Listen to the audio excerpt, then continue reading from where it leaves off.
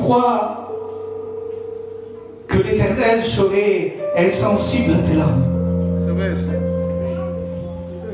Est-ce que tu crois que l'Éternel serait insensible aux angoisses que tu passes? Est-ce que tu crois que tu es incompris devant le ciel? Alléluia. Santo Dio. L'incompréhension dans la foi peut produire dans le cœur de l'homme une forme de rébellion. Verdad. Qu'est-ce que tu dis, pasteur? Santo Dio. Bien. Si j'ai l'impression que le Père ne m'écoute pas, il semblerait que je sois un fils illégitime et qui est incompris de son Père. C'est vrai, Seigneur. C'est pas parce que tu es incompris que le Père ne t'aime pas. Alléluia. Voilà. Gloire à Dieu. Qué bien. Oui, mais le Père, il est dans une autre dimension, lui. Il est dans la sainteté de Dieu. Il est dans la montagne très sainte. Il est là où c'est que il n'y a rien d'impur qui peut rentrer. C'est là où il est le Père. Mais pour te démontrer qu'il peut te comprendre, alors il envoie son Fils. Alléluia. Il le fait venir sur la terre. Qué bueno. Tu es peut-être né dans une maternité. Il est né dans une étable. Ah. Tu as grandi sur du carrelage. Il a grandi dans la poudre de la terre. Et tu peux dire à Dieu, tu ne me comprends pas. Et si ce soir il pourrait te répondre avec des mots audibles, il pourrait te dire, j'ai donné ce qu'il y avait de plus cher dans le ciel. Alléluia. Justement, pour pas que tu restes incompris. Je me rappelle d'un homme. Et cet homme avait l'habitude de parler avec Dieu. Et on dira son nom tout à l'heure. Mais un jour l'Éternel appelle et lui dit, lève-toi. On va voir si Jacques y trouve. Va à Ninive.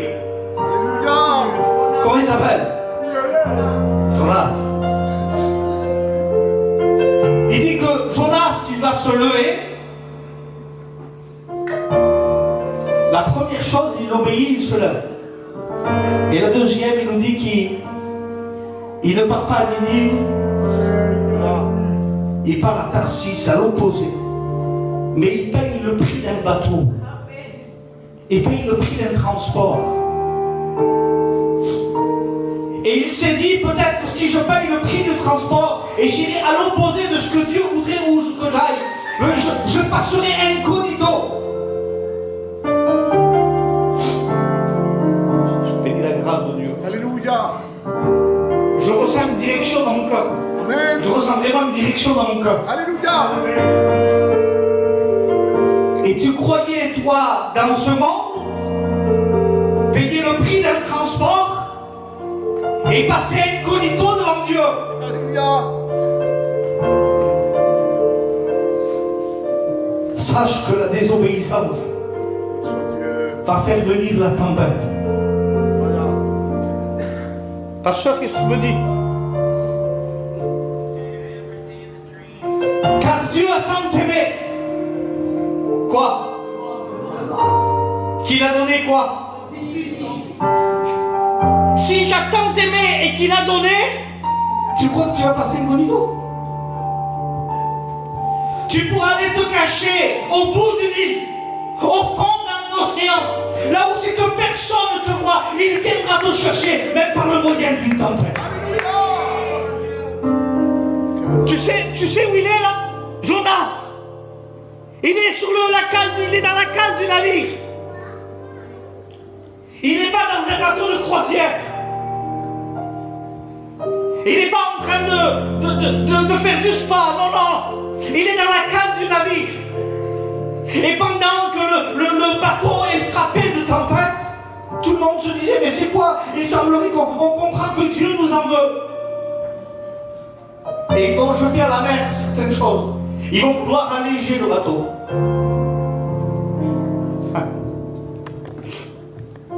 Tu es avec moi ou pas? Alléluia. Le bateau menace de couler. La tempête est là. Et dans la solution des hommes, on essaie de jeter des choses par-dessus bord qui sembleraient avoir du poids. On voudrait alléger le bateau. Alors on jette. Ça prend trop de poids et on jette tout. Et il semblerait qu'on voudrait alléger le bateau. Et dans ta vie, Dieu ne te demande pas d'alléger ta vie. Il veut ta vie.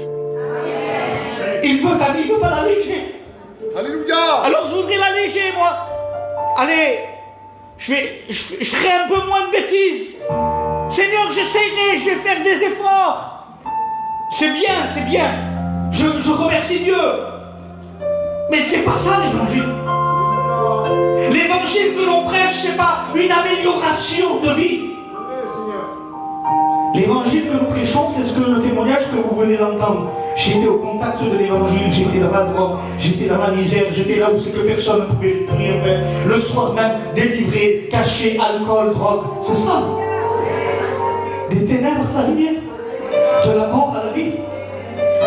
Le véritable message de l'évangile, c'est un message qui t'affranchit. Et quand tu es affranchi par la vérité, et bien alors là, aucun mensonge ne peut plus subsister. Même si 1000 se livraient à ma droite, 10 000 à ma gauche, l'Éternel te dit, je te tiens dans ma main triomphante. Alléluia. Je te pose une question. Oh, tu vas le faire après, ça. Il veut prêcher, c'est pour ça. Alléluia.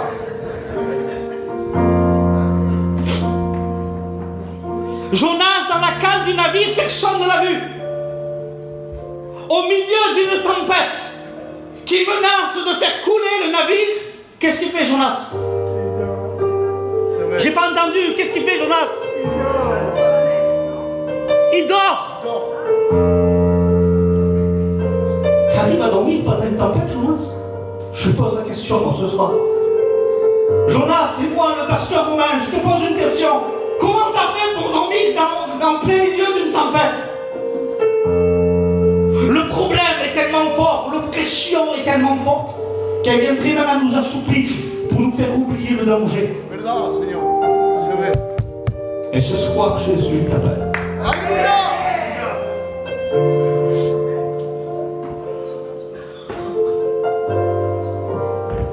J'ai regardé l'équipage qui était dans ce navire. On aurait pu dire ils sont méchants quand même. Tu sais ce qu'ils ont fait? Ils ont tiré au sort et ils ont pris Jonas. Et pour que la tempête s'arrête sur le navire, ils trouvent une seule solution. On jettera Jonas à l'eau. C'est ça mes copains? C'est ça mes copains? Imagine, t'es avec moi dans la barque, dans le navire. Et on vient avec Miguel, on dit on a trouvé une solution pour calmer la tempête ici, on va te jeter par-dessus bord. Je suis sûr qu'avec des versets bibliques, tu nous dirais à Miguel et moi, c'est ça l'amour que vous avez à Croix-Sainte? C'est vrai, Seigneur. Nous ne prêchons pas une amélioration. Alléluia. Entends, nous prêchons la transformation de l'évangile. Quand on prend Jonas et on le jette par-dessus bord, la Bible m'enseigne qu'il est englouti, avalé par un poisson. Au travers du comportement de l'équipage, on va venir activer le plan de Dieu pour Jonas. C'est vrai. Alléluia. Gloire à Dieu. Le poisson engloutit Jonas. Jonas est seul dans le poisson, il n'y a personne. Il n'y a même pas une bougie. Il est seul entre lui et la face de Dieu. Et le poisson va amener Jonas, il ne va pas se promener. Tu sais où il amène?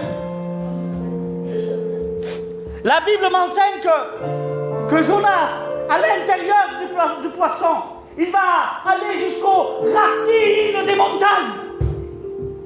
Là où c'est qu'il y avait la Bible, plus personne Personne ne pouvait écouter Jonas. Il aurait pu crier au secours, il aurait pu taper sur le poisson, il aurait pu dire au secours, aidez-moi. Personne ne pouvait secourir Jonas. Voilà le processus de Dieu.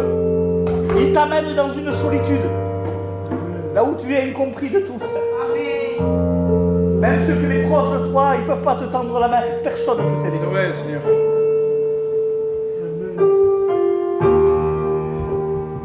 Sur un plan humain et avec une vision humaine, pour ça, il n'y a plus d'espoir. C'est fini. Tu sais qu'est-ce que c'est qui a fait renverser la situation? L'attitude de cœur de Jonas dans le ventre du poisson. Tu sais qu'est-ce qu'il dit? Samy, dans ma détresse, j'ai invoqué l'Éternel. Alléluia. Et l'Éternel m'a répondu. Alors l'Éternel, de son ciel de gloire, il l'appelle le poisson. Poisson, remonte à la surface. Recrache mon serviteur sur la terre. Il est Dieu, il contrôle tout. Et toi, tu es devant lui. Et tu te dis, Seigneur, je suis incompris. Ça suffit. Arrête de fuir Dieu. Amen, amen. C'est quoi Dieu?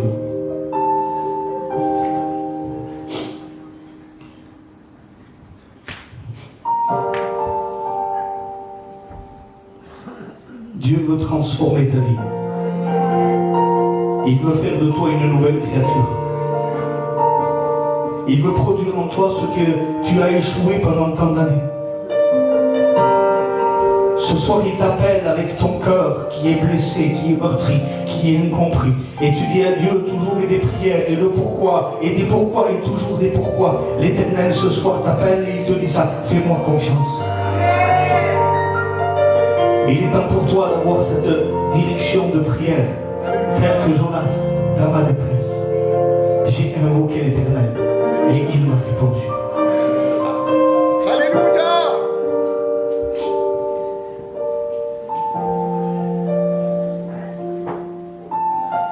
Est-ce que tu sais qu'aucun homme n'avait connu une telle profondeur dans les océans? Jonas était le seul. Combien de temps Jonas est resté dans les profondeurs? Combien? Il est resté 3 jours et 3 nuits. Ça te rappelle rien? Alléluia. Jonas était la préfiguration du Christ. Gloria. Quand il meurt, on le met dans le tombeau. Alléluia. Et la Bible dit que le 3e jour, il est ressuscité.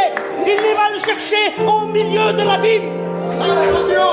Jusqu'à la mort, elle est obligée de se prosterner devant lui. Amen, amen.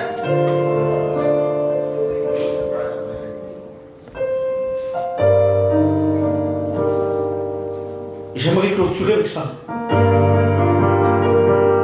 Est-ce que vous êtes avec moi? Est-ce que tu es avec moi?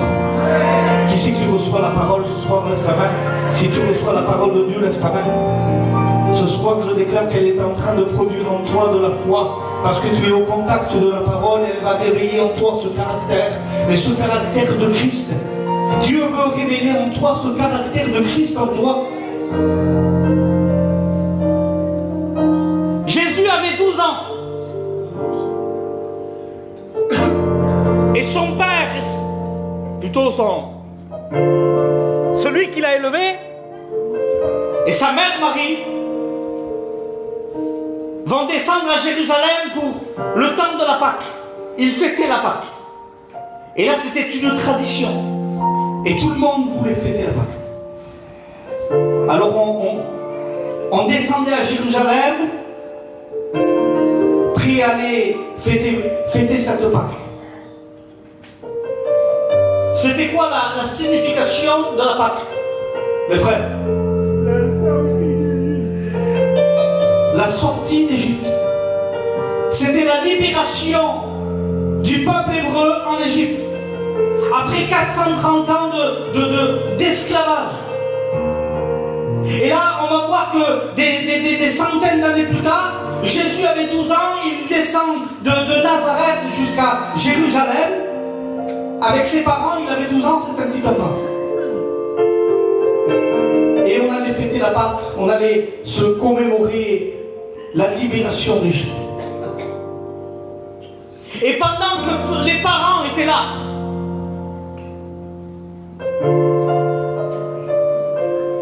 et qu'ils avaient accompli leur petite tradition, à un moment donné, sur le chemin du retour, ils étaient en train de remonter vers leur maison. Tout était bien, ils se sont régalés. Je ne sais pas combien de jours à Jérusalem, mais ils se sont régalés. Accroche-toi, je veux te dire quelque chose. Alléluia. Tu t'accroches ou pas?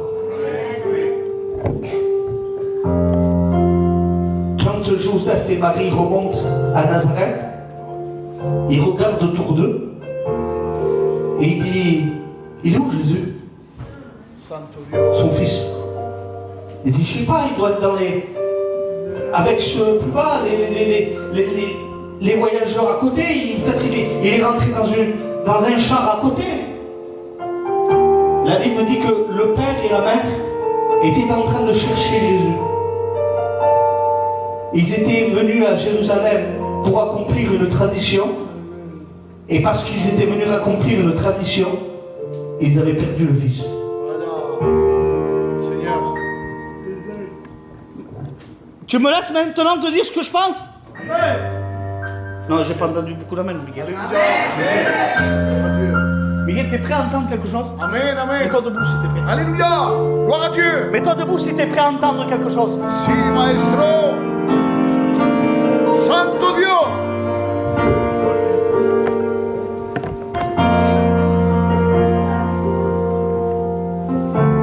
Ils étaient venus à Jérusalem et ils avaient perdu le fils. Tu peux venir à l'église Verdad. et avoir perdu Jésus. Santo Dieu. Adoremos tu nombre, Rey. Regarde autour de toi Alléluia. et dis ça, il est où Jésus? Il est où le Jésus dans ma vie? Il est où ce Jésus qui était capable de calmer mes tempêtes? C'est vrai, Seigneur. Il est où ce Jésus qui était capable de m'apaiser quand j'étais dans les angoisses? Glorioso Rey. Il est où ce Jésus qui était capable de me relever quand j'étais affaibli? Tu peux rentrer, tu peux être fidèle à l'église, avoir toujours ta chaise. Et tu peux avoir oublié Jésus. C'est vrai, Seigneur. Et parmi nous, dans l'assemblée, sous prétexte que nous sommes fidèles 2 ou 3 fois par semaine, sous prétexte parce que nous donnons un petit peu d'offrande dans l'église, on voudrait garder l'appellation ou le titre de chrétien. Mais c'est faux, c'est erroné. Béni soit Dieu. On peut avoir perdu Jésus, C'est vrai, Seigneur. même dans l'église. Verdad, Seigneur. Alléluia. Voilà. Gloria a Dieu. Qu'est-ce qu'ils ont fait? Marie et Joseph, ils ont fait quoi? Quoi? Ils n'ont pas fait ça.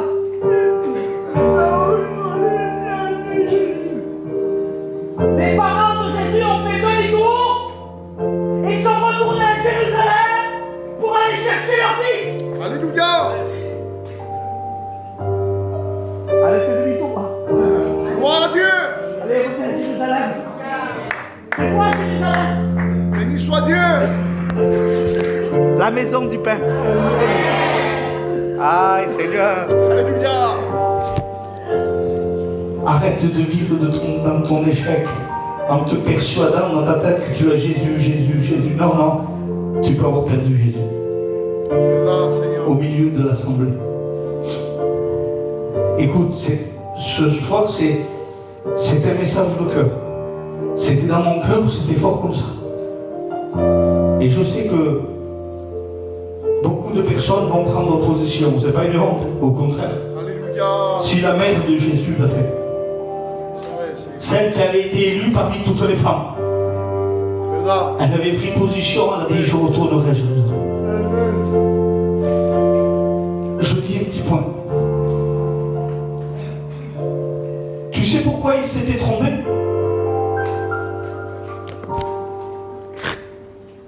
Est-ce que tu sais pourquoi il s'était trompé?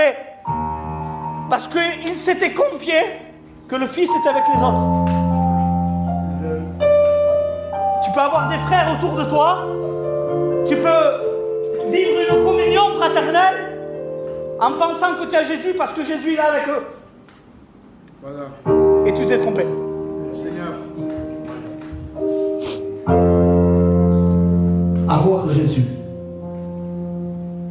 c'est quand je suis chez moi dans ma solitude, lorsque personne ne m'écoute, peut-être comme ce Jonas dans le ventre du poisson, qui est capable de dire: Seigneur, s'il te plaît, viens me donner la paix que je besoin.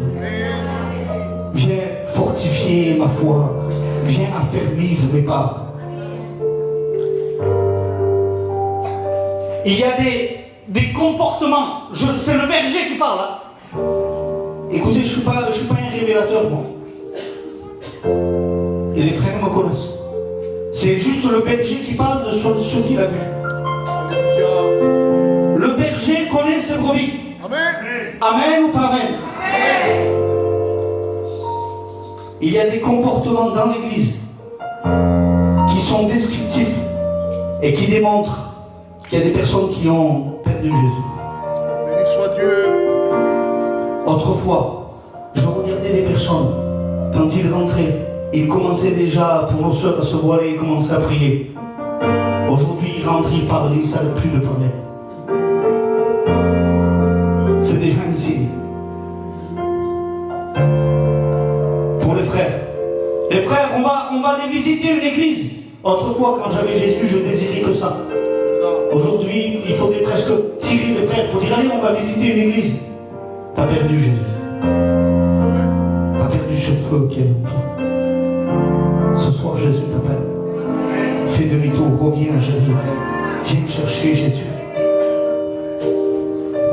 Est-ce que vous voulez qu'on courbe les fronts? Amen, amen. Est-ce que tu veux repartir avec une victoire ce soir? Ah non, sérieux, est-ce que tu veux repartir avec une victoire? Ce soir, il t'appelle. Il t'appelle par ton nom.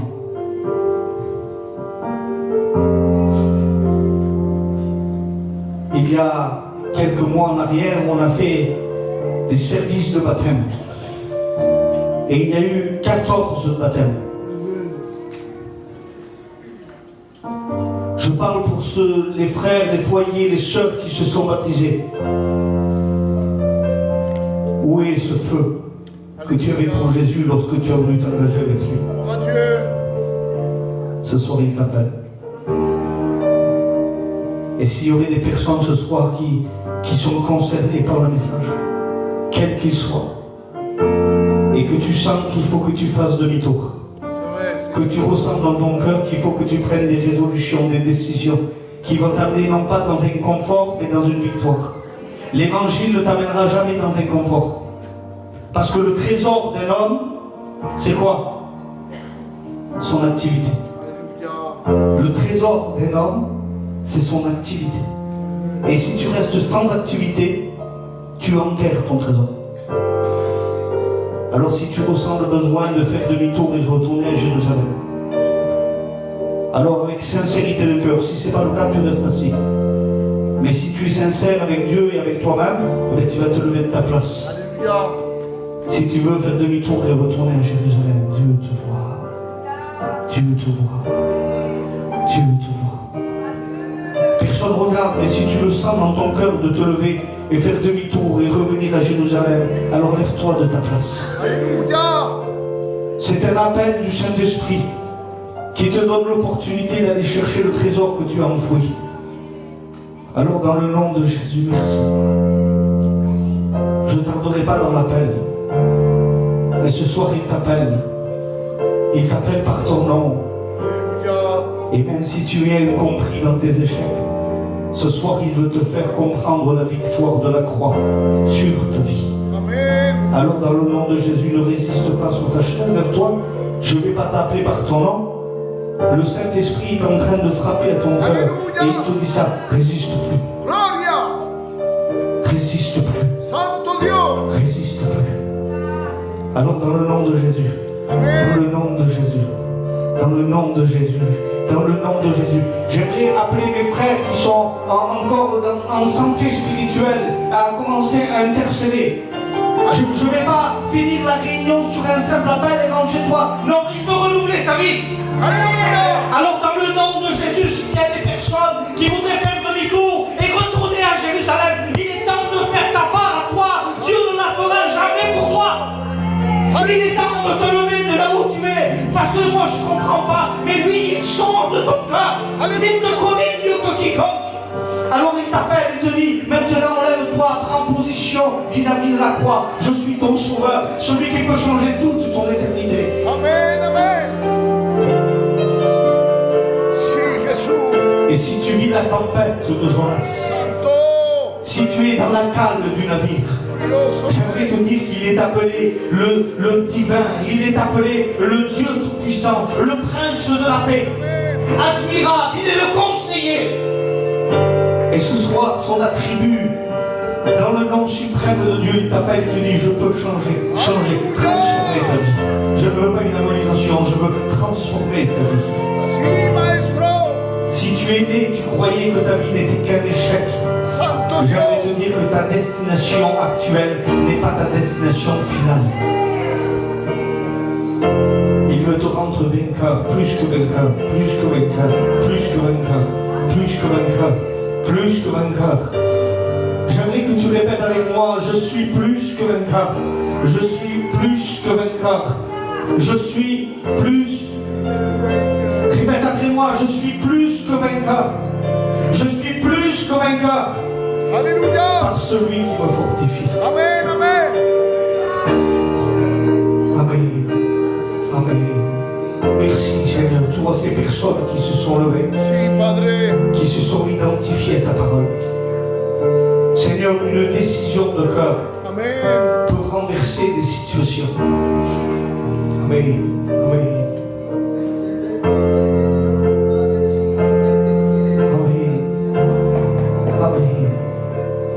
Je bénis la grâce de Dieu. Je bénis la grâce de Dieu.